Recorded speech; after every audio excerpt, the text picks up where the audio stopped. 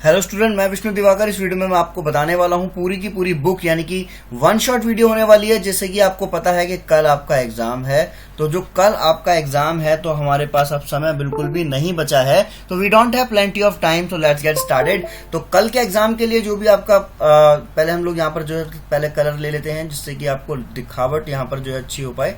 तो कल जो आपका एग्जाम है भारत का इतिहास 300 से लेकर 1200, तो ये हम यहाँ पर पूरा करने वाले हैं। मैं आपको बताने वाला हूँ कि किस तरीके से आपको जो है कल का एग्जाम करना है और आपको क्या क्या चीजें ध्यान रखनी है। ठीक है, तो देरी नहीं करनी है। अगर आपने कुछ नहीं देखा है तो सिर्फ यही वीडियो आपको देखनी है और सिर्फ एक ये वीडियो देख लेनी है आपको। वन शॉट वीडियो है और वन शॉट वीडियो के अंदर जो है हमने पूरी की पूरी बुक कवर की है। ठीक है, तो चलिए देरी ना करते हुए स्टार्ट कर लेते हैं। तो पूरी की पूरी जो बुक है हमारी, वो मैं इसमें आपको कैसे कवर कराने वाला हूं बता देता हूं। तो सबसे पहले हम बात करने वाले हैं यहाँ पर किसके बारे में, यूनिट नंबर 1, स्त्रोतों का सर्वेक्षण। तो अब आपको क्या करना है, एक पेज ले लीजिए या फिर एक कॉपी ले लीजिए। जो जो मैं आपको बताऊंगा वो काम आपको कर लेने हैं। ठीक है, और कल का एग्जाम आपका बहुत अच्छा हो जाएगा। यहाँ पर हम कितने यूनिट बताएंगे, 6 यूनिट है और 6 की 6 यूनिट देखो मैं अभी आपको यहाँ पर चुटकियों में ही सारी की सारी कंप्लीट कराता हूँ। सबसे पहले हमारी यूनिट है हमारी स्त्रोतों का सर्वेक्षण, यूनिट नंबर 1।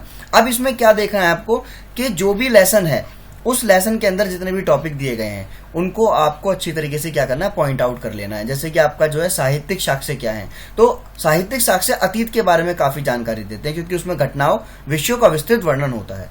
ठीक है, घटनाओं और विषयों का क्या होता है, विस्तृत वर्णन होता है। तो सबसे पहला पॉइंट हमारा कौन सा आया, धार्मिक साहित्य। तो आपको क्या करना है कि पहला पॉइंट बनाना है आपको धार्मिक साहित्य। साहित्यिक साक्ष्य से रिलेटेड अगर कोई क्वेश्चन आता है तो आपका पहला पॉइंट बनेगा धार्मिक साहित्य, जिसमें आप पुराण, महाभारत, रामायण को गुप्त काल में संकलित किया गया था और उसके बारे में यहाँ पर आगे बताया गया है। तो यानी कि धर्म जितने भी धार्मिक ग्रंथ थे उनके बारे में बताया गया। तो धार्मिक साहित्य का पॉइंट आपने लिख लिया और इसके अंदर धार्मिक ग्रंथों के बारे में आप जो है चीजें लिख देंगे। फिर दूसरा पॉइंट आप बनाओगे कौन सा, गैर धार्मिक साहित्य।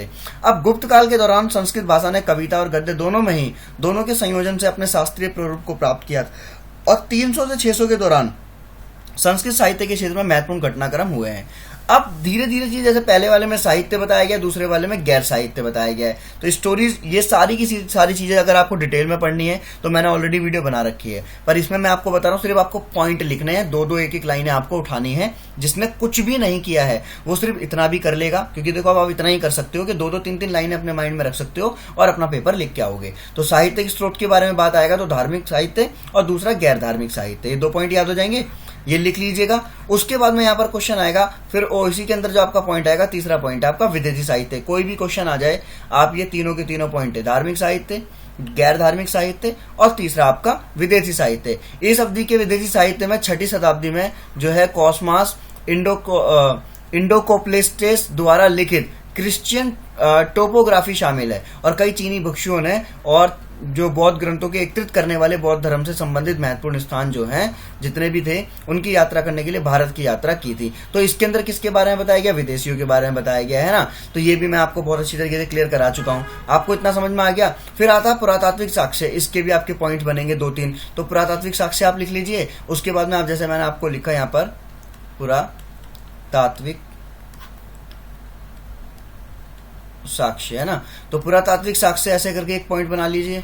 उसके बाद में जितने भी इसके पॉइंट्स आएंगे इस तरीके से आप इलेबोरेट कर देना, इसके कौन कौन से पॉइंट्स आएंगे। ठीक है, वो जैसे अभिलेख हो गया, सिक्के हो गए, मोहरे हो गई, तो वो चीज आप ऐसे से लिख के जितनी भी हैं उसे बाद में उसके 1 2 3 4 5 करके ऐसे आप एक्सप्लेन कर देंगे। ठीक है, जैसे सबसे पहला इसमें बताया गया कौन सा, अभिलेख बताया गया है कि जो अभिलेख है वो अध्ययन को पुरालेखन अध्ययन और पुरालिपि अध्ययन कहा जाता है, यानी कि एपिग्राफी कहा जाता है। अभिलेख ऐसा लेखन है जो पत्थर, लकड़ी, धातु, हाथी की पट्टियां, कांस्य की मूर्ति, ईंटों, गोली और मिट्टी के गोले और मिट्टी के बर्तनों पर उकेरा जाता है। अच्छी तरीके से क्लियर हो गया ना। अभिलेख क्या होता है, अभिलेख का मतलब होता है भैया कि जो अध्ययन जो है, अभिलेख ऐसा लेखन है जो पत्थर पर लिखा जाएगा, लकड़ी पर, धातु पर, हाथी की दांत की जो पट्टियां होती हैं उन पर, कांस्य की मूर्तियां, ईंटों पर, मिट्टी के गोलों पर, और इसी को क्या बोला जाता है, अभिलेख कहा जाता है। ठीक है, इतना याद हो गया।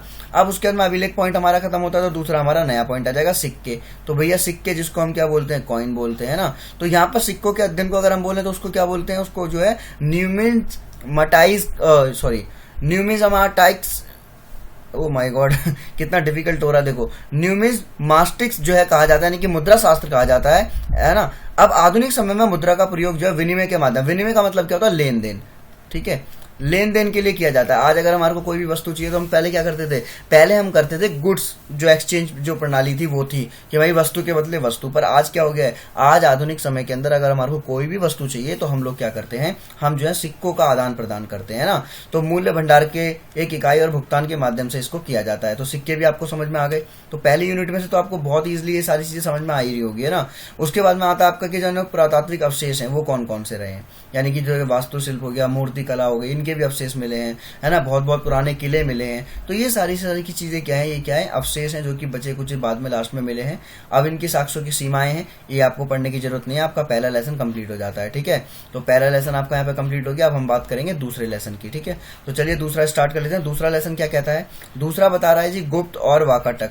अब देखो, गुप्त साम्राज्य के बारे में, वाकाटक साम्राज्य के बारे में बता रहा है। अब ये दोनों के दोनों जो साम्राज्य हैं या राजवंश हैं, इनके बारे में क्या पढ़ना है आपको। तो सबसे पहले ये पढ़ना है कि जी गुप्त साम्राज्य क्या है, वाकाटक साम्राज्य क्या है, गुप्त साम्राज्य कब आया, वाकाटक साम्राज्य कब आया, दोनों के बारे में आपको समझना है। ठीक है, तो सबसे पहले हम क्या करेंगे, इसके पॉइंट पर चलेंगे कि जहां पर ये बात की गई है कि गुप्तों का उदय कैसे हुआ, है ना। गुप्तों का उदय तो गुप्तों का जो उदय हुआ था, इसको जो दो लोगों ने मिलकर करा है, दो भागों में बटा हुआ है ये। सबसे पहले गुप्त परिवार के उद्भव और पूर्ववर्तियों के संबंध में प्राय साक्ष्य अपर्याप्त है, पूरा बिल्कुल साक्ष्य नहीं मिले हैं। चंद्रगुप्त ने जो है इसकी स्थापना की थी, बताया गया कि 320 में जो है चंद्रगुप्त मौर्य ने जो है, और चंद्रगुप्त ने जो है इसकी स्थापना की थी। और बताया जाता है कि आगे जाकर जो है 510 तक, यानी कि सबसे लंबा चलने वाला शासन कहलाता है ना, चंद्रगुप्त और समुद्रगुप्त। ये दो भाइयों के नाम यहाँ पर याद रख लेना, ये नाम याद रख लेना, ये दो नाम याद रख लेना। उसके बाद में आपको बताया जाएगा इसके अंदर ये दोनों चीजों के बारे में। तो आपने यहाँ पर जो है पहला कॉन्सेप्ट आपने क्लियर कर लिया यहाँ पर। उसके बाद में आएगा आपका वाकटक वंश। वाकटक वंश क्या था, वाकटक वंश के बारे में आप बता दीजिएगा। तो इसको भी जो है 3 भागों में बांटा गया था। 3 अस्थायी दौर थे। पूर्वी वाकटक शाखा थी, नंदीवर्धन वाकटक शाखा थी, और पश्चिमी विस्तार में वस्तुगुलम शासन के वाकटक। तो ये ना पॉइंट्स याद कर लो। आप क्या करना है आपको, कल का पेपर है तो आप बिल्कुल डिटेल में नहीं पढ़ पाओगे। आप जो है वाकटक के अब इसके 1, 2, 3 ये जो 3 पॉइंट्स हैं वो याद रख लीजिए, जिससे कि क्या होगा कि पेपर में आपको कुछ भी लिखने के लिए आएगा तो एटलीस्ट आप उसके बारे में कुछ उससे रिलेटेबल तो लिखोगे। ठीक है, तो नंबर आपको जरूर मिलेंगे। फिर गुप्त प्रशासन के बारे में बताया गया है। तो ये आपका जो है हमारा सेकेंड यूनिट यानी कि सेकेंड लेसन जो है आपका खत्म हो जाएगा। इसमें आपका लास्ट टॉपिक रहेगा भूमि अनुदान। अब देखो, मैं आपको बाहर से बता देता हूँ भूमि अनुदान का मतलब क्या है। भूमि अनुदान का मतलब है यानी कि भूमि को दान में देना। अब भूमि को दान में देने में यहाँ पे बताया गया था कि जो ये भूमि जो दान दी जाती है, जैसे कि जो बड़े बड़े पदाधिकारी हो गए, विशेषज्ञ हो गए, अब जो पूजा पाठ करने वाले ब्राह्मण हो गए, तो उनको भूमि अनुदान दे दी। और बल्कि उनसे क्या है, कर नहीं लिया जाता था, टैक्स नहीं लिया जाता था। ठीक है, तो यहाँ पर हमारा जो है ये दूसरा वाला यूनिट जो है वो भी यहाँ पर कंप्लीट हो जाएगा। ठीक है, अब हम उसके बाद में हम बात करेंगे किसकी, तीसरे यूनिट की, यानी कि तीसरा जो भी आपका लेसन है वो हम देख लेते हैं कौन सा है।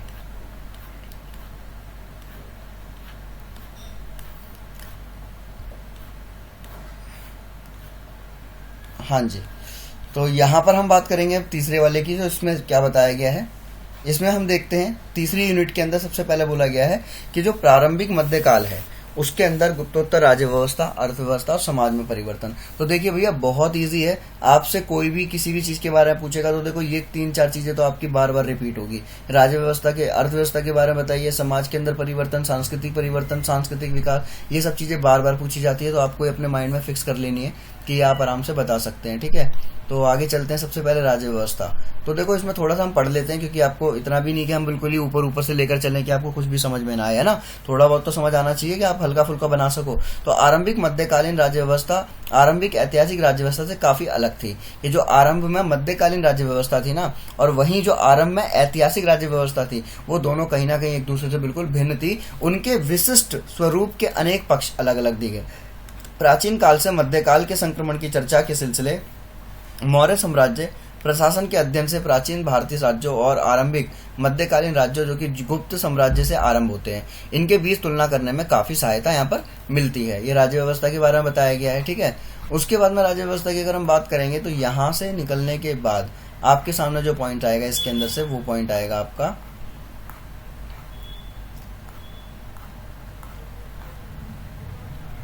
अर्थव्यवस्था का। तो अर्थव्यवस्था का मतलब इकोनॉमी। तो जो चर्चित संक्रमण के आर्थिक पक्षों का पुनर्निर्माण मुख्य रूप से क्या है, भूमि अनुदान। भूमि अनुदान संबंधित शिलालेख हो गए, सिक्के हो गए, और उपनिवेश संबंधी पुरातात्विक साक्ष्य जैसे कि किसी हद तक साहित्यिक स्रोत हो गए, जैसे कि हेनसाग जैसे चीनी पर्यटक था उसके विवरण मिले हैं, ठीक है। उसके आधार पर किया गया। इसका अध्ययन निम्नलिखित प्रकरणों में किया गया था। कृषि का निरंतर और अभूतपूर्व विकास हुआ। देहातों में भूपतियों के एक नए वर्ग का उदय हुआ, है ना। तो ये सब चीजें किस में आएगी, हमारी अर्थव्यवस्था के अंदर आएगी। तो ये आपको देखो ज्यादा तो मेन आपको चीजों को बस हल्का हल्का से ऊपर से ओवरव्यू आपको ले लेना है कि आप जब पेपर लिखने बैठो तो आपको थोड़ा बहुत एटलीस्ट उसके बारे में जानकारी होनी चाहिए। फिर आपका आएगा यहाँ पर एक पॉइंट आपने लिख दिया समाज, कि इस अध्याय में हम उन सामाजिक सांस्कृतिक परिवर्तनों का सर्वेक्षण करेंगे, उसके बारे में जानेंगे कि जो भारत के संक्रमण को चिन्हित किया है, ठीक है, वो कौन कौन सी चीजें हैं वो हम देख लेते हैं यहाँ पर। जैसे प्रारंभिक मध्यकाल में भारत के साक्ष्यों के तुलनात्मक अध्ययन से स्पष्ट होता है कि जो राजकीय समाज और राज्य और साम्राज्य का समाज जो था वो जो कुल मिलाकर आखेटकों, संग्रहकों और कबीलों की जाति विहीन समाजों से बिल्कुल अलग था। इसमें यह बताया गया भारत का एक बड़ा जंगलों से भरा हुआ, भारत का एक बड़ा भाग जो जंगलों से भरा पड़ा था, जिसमें जो थे पशुचरिता और आदिम कृषि कार्य करने वाले छोटे बिखरे हुए आखेटक, संग्रहकों और कबीलों के समूह निवास करते थे, है ना।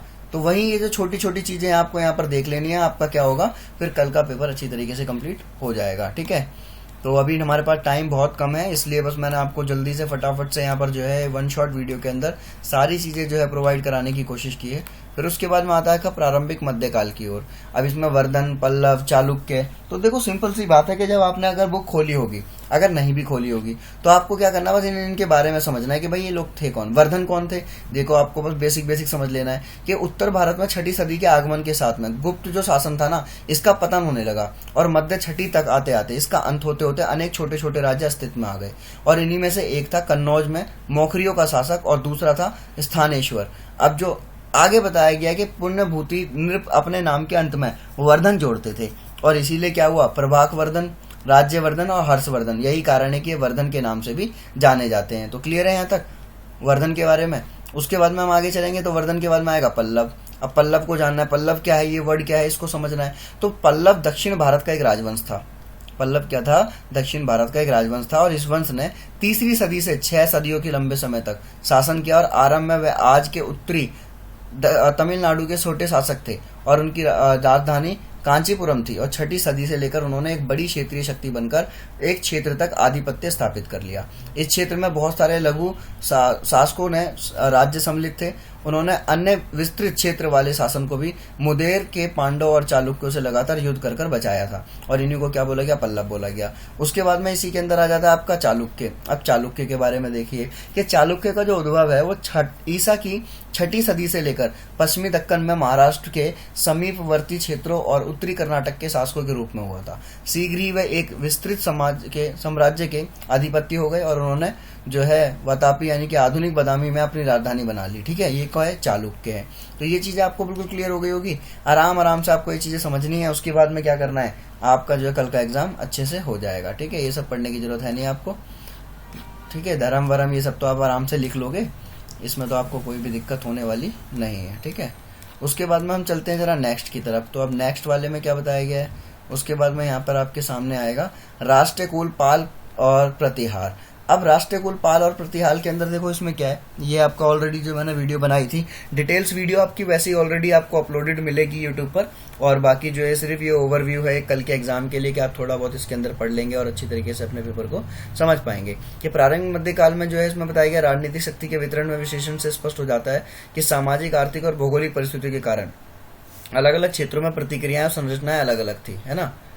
अब वहीं धीरे धीरे हम आगे चलते हैं कि जो मध्यकालीन भारत था उसके बारे में, कि प्रारंभिक मध्यकाल उस चरण के साथ में मेल खाता है जब गुप्त साम्राज्य का पतन हो गया। अब दिल्ली सल्तनत की स्थापना होनी बाकी थी उस समय, है ना। और यह प्राचीन काल से मध्यकाल तक संक्रमण की अवधि से होकर गुजरा था। प्रारंभिक मध्ययुगीन भारत को राजनीतिक एकता की कमी से भी चिन्हित किया गया है। यह तर्क दिया गया है कि अरब और तुर्की शासकों द्वारा भारतीय शक्तियों को आसानी से पराजित करने का यही कारण था। उसके बाद अगर हम आगे चलते हैं तो अभिलेखीय और साहित्य साक्ष्यों से पता चलता है, ठीक है। और सिंपल सी बात है, देखो अभिलेख हो गए, साहित्य साक्ष्य हो गए, इन्हीं से सब चीजों की जानकारी प्राप्त होती है। तो ये तो आप आराम से अच्छी तरीके से बता सकते हैं ना।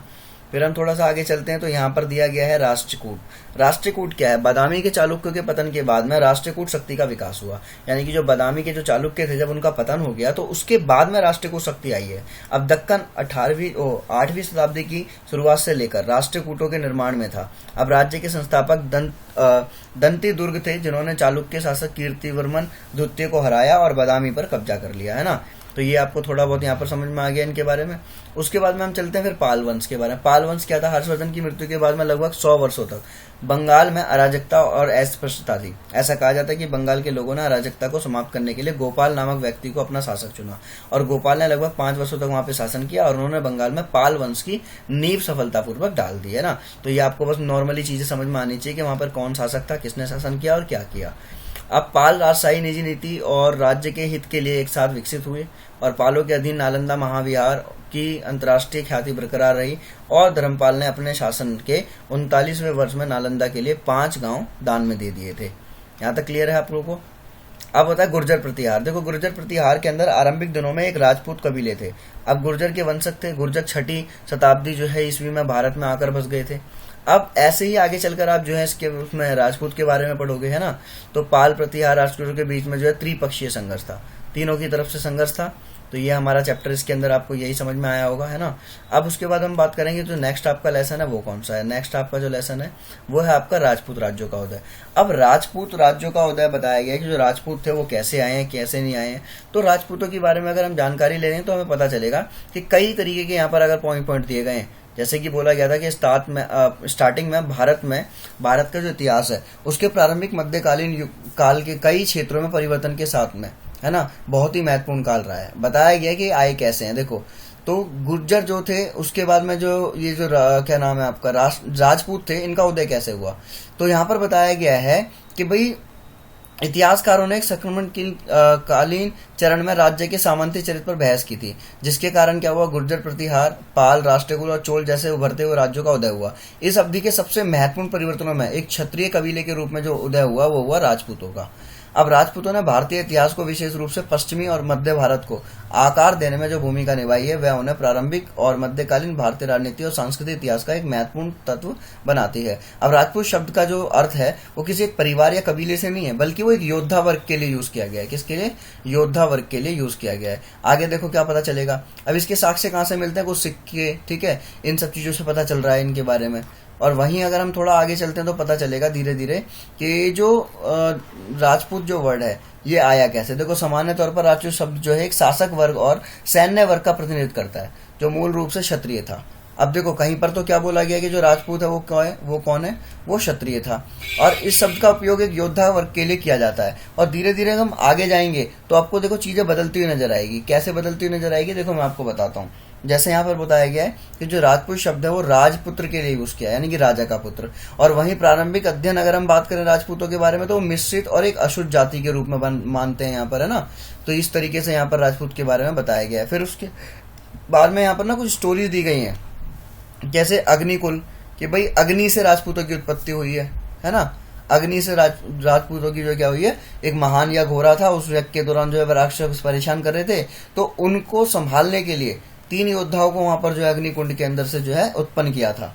तो उसी 3 योद्धाओं में से एक योद्धा कौन थे? वो राजपूत थे। इस तरीके से बताया जाता है। रामायण के अंदर बताया जाता है कि रामायण में एक कहानी प्रचलित है कि भाई ऋषि वरिष्ठ ने अपनी इच्छा पूरी करने वाले कामधेनु गाय को वापस पाने के लिए जो विश्वामित्र के खिलाफ लड़ने के लिए कुछ योद्धा तैयार किए थे, और ऐसे ही योद्धाओं में से जो है राजपूत भी एक योद्धा बनकर सामने आ गए थे। ठीक है ना। यहाँ तक तो यहाँ तक आपको समझ में आया। तो ये आपको यहाँ पर बताया गया। उसके बाद में हमारा इसके हम लास्ट यूनिट पर चल लेते हैं कि जो हमारा इसमें लास्ट लेसन है वो कौन सा है। ठीक है, तो ये हमारा लास्ट लेसन हो जाएगा, चोल राज्य और प्रशासन, अर्थव्यवस्था और संस्कृति। तो 9वीं से लेकर 13वीं तक ये चलने वाली जो एक सबसे खतरनाक और सबसे देरी तक चलने वाली अर्थव्यवस्था थी।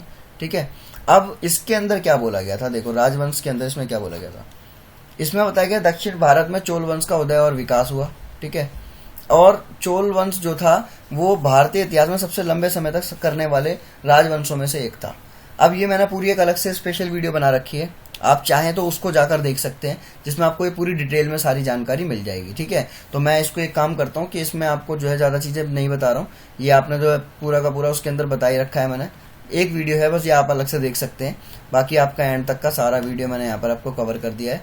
जो भी ऊपर से मोटा मोटा आपको समझाना था, याद रखना इस वीडियो के अंदर सिर्फ मेरा मेन मोटिव था कि आपको कल के एग्जाम के लिए थोड़ी सी हिंट दे दूं, जिससे कि आप अपने एग्जाम में थोड़ा बहुत लिखने योग्य हो जाएं। ठीक है, और आई होप आपको ये जो है पूरी 1 शॉट वीडियो आपको समझ में आई होगी।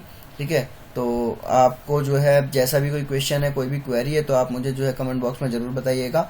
और अब कल के एग्जाम के लिए आपको wish you very all the best, और no more tear no more fear, your ability वो विल बी देयर कि आपने जो भी पढ़ा है, जैसा भी पढ़ा है, जितना भी पढ़ा है, आप अपने अपने पॉइंट ऑफ व्यू के अकॉर्डिंग जो है वहां पर पेपर मत छोड़कर आना। जो भी क्वेश्चन अगर आपको आता है, जो भी मैंने आपको पॉइंट्स बताए हैं लेसन के, आपको पॉइंट्स जो है वो सब हेडिंग्स आपको जो है वहां पर लिखनी है और उसको आपको एक्सप्लेन करते चले जाना है। ठीक है, आई होप आपको वीडियो बहुत ज्यादा बेनिफिशियल लगी होगी। Thanks for watching.